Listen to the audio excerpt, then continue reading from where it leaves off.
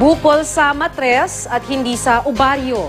Yan ang nakita kanina ng mga doktor na sumuri kay Janet Lim Napoles, ang sinasabing utak ng pork barrel scam.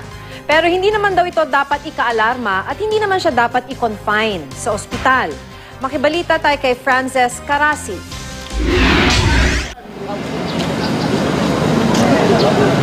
Pasado alas 7 ng umaga nang dumating sa PNP General Hospital sa Camp Crame, Quezon City ang isang convoy galing Fort Santo Domingo, Santa Rosa City, Laguna.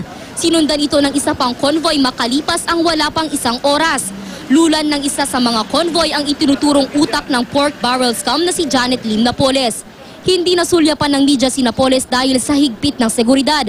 Pero sa videong inilabas ng PNP, makikita ang mabilis na pagpasok kay Napoles sa ospital. May suot siyang bulletproof vest at ang paliligiran ng mga pulis. Isinugod sa ospital si Napoles dahil umano sa pagdurugong sanhiraw ng kanyang 3 sentimetrong ovarian cyst. Agad siyang isinailalim sa complete physical examination. Base sa pagsusuri ng doktor, nasa perfect physical condition si Napoles.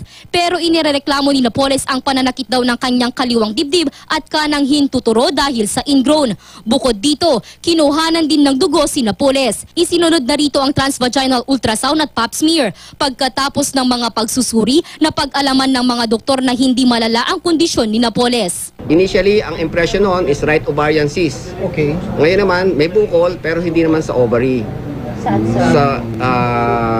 Sa may uterus naman. Iisa lang naman ibig sabihin nun, hindi alarming at this point of time. Walang problema. Wala rin daw napansing pagdurugo ang mga doktor, di gaya ng naunang inirereklamo ni Napoles. Dahil dito, hindi na siya kinailangan pang i-confine. Agad din siyang ibinalik sa Fort Santo Domingo kung saan siya nakakulong dahil sa kasong serious illegal detention. Alam na ho ni Mrs. Napoles yung condition at diagnosis sa kanya ng ating OB-GYN.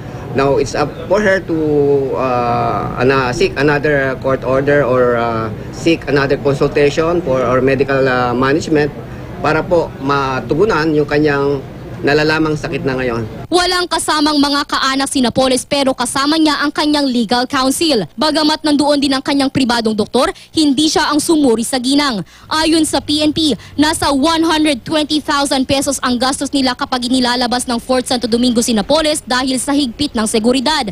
3,000 piso naman daw ang nagastos kanina para sa pagsusuri kay Napoles. Ang lahat ng ito, sagot ng gobyerno. Frances Carasi, Nagbabalita, Pilipinas.